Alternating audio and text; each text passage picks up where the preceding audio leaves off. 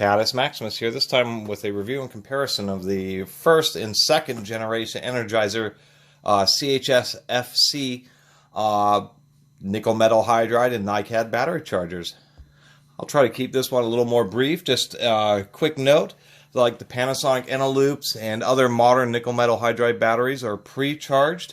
They have a new chemistry where they don't discharge when they sit in a drawer and are much more competitive. Especially like the Eneloops, they are really not what they used to be. You can charge them up and they'll just be ready to go months and months later.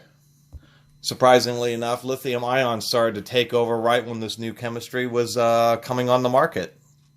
And that's really why not a lot of people are aware of it. The low self-discharge nickel metal hydride batteries would have been very competitive in any application where lithium ion is currently used, and maybe even more robust. Certainly less fire hazard. Anyway, these were the Energizer's two nice premium chargers that they sold in stores. You can still find these online. What's kind of unfortunate and why I'm comparing them is the second generation one really wasn't as good as the first generation one, but it was a little bit cheaper. I think originally when they went on sale, this was around 20 bucks, where this was around 30 bucks. But these are ones that have worked out great for me, and one of the reasons I do recommend them and I'm comparing them is it's very hard to find what are known as independent cell chargers. So even though this has 4 bays, each one of these contacts in here is actually a separate independent battery charger. And we can see that the display actually has icons for 8 different batteries, plus the little 9-volt terminal that's in there. It also has a light for if case one of the batteries is bad. These run off at 12 volts, but the big deal is yes, they are independent cell. They're not particularly powerful. Basically, each one of these bays has a maximum of 1.1 amps. So if you put in 2 batteries, it will only send a half an amp, like say 2 AA's. It still is independent cells. It still can tell if one charges up before the other. It just only has so much current to deliver. If you put in 4 D cells, obviously they fill up the whole area and it'll pump out 1.1 amps in each one of the D cells. These are 12 volt. We just plug it in. And it actually has a little boot up light. And I always like these with the LCD screens. There we go. And let me turn off the light. And what's kind of nice about these is we can put in any number, any combination of batteries. Well, I was not going to cooperate there.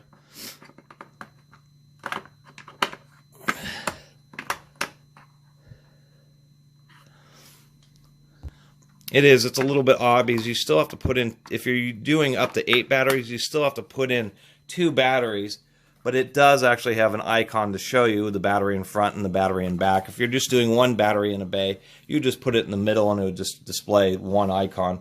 What's nice about these is we can do this. We can have 1 battery in this bay over here, and say we can have a 9 volt, which is a little bit awkward to plug in on the side here.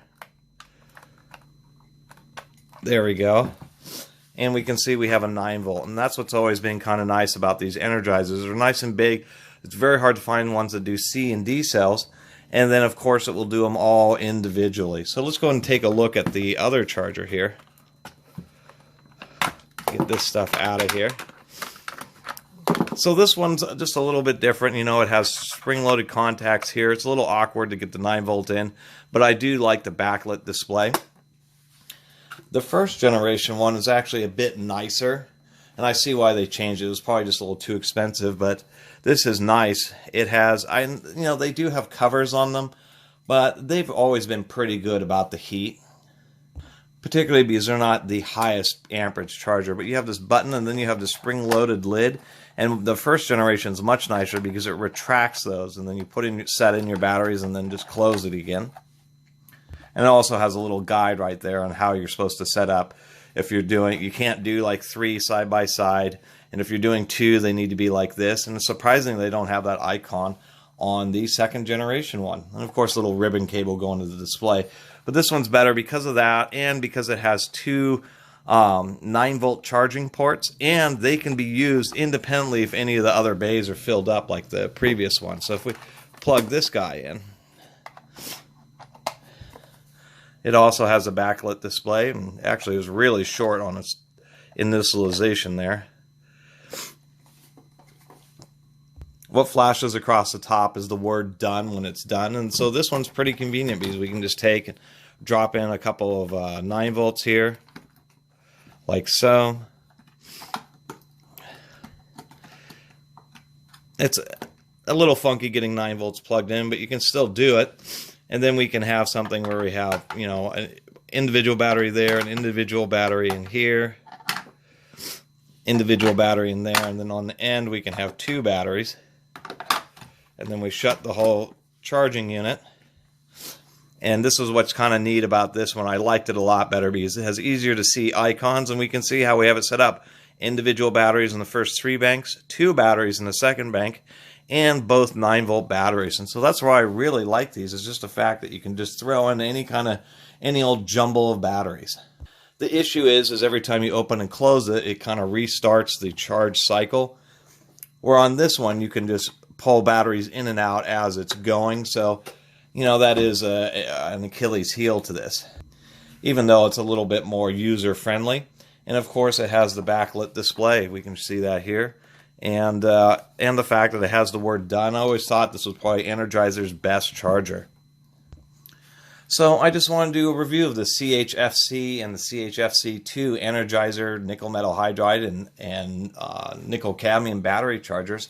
Not a lot of information about these on the internet besides a few reviews here and there. These can still be ordered, and they're pretty nice. And I just wanted to do a comparison between the first and second generation, where the first generation is probably the nicer unit. It does have that functionality issue where you can't just put batteries in and out while others are charging due to the way the lid is set up. There's a micro switch in there. And then this one, for the sacrifice of ultimately the number of batteries you can charge simultaneously, is a bit less in this one. It is more convenient to use. Technically, this can charge 8 AA's or 8 AAA's at once, plus 2 9-volts. So that would be 10 batteries, where this can only do a maximum of 8 batteries under the ideal configuration. Both of these are going to be slow. They're going to take a couple, 3 hours at least to charge the batteries, but you have a lot less likelihood for them to get overcharged, have overheating issues, and the batteries tend to last longer when you don't charge them at quite such a high, when you charge them at super high charge rates. And these Energizer ones are pretty nice, so I just want to do a comparison. Once again, I really appreciate everybody watching and subscribing, and if you haven't subscribed, please do. Until next time, Catus Maximus out.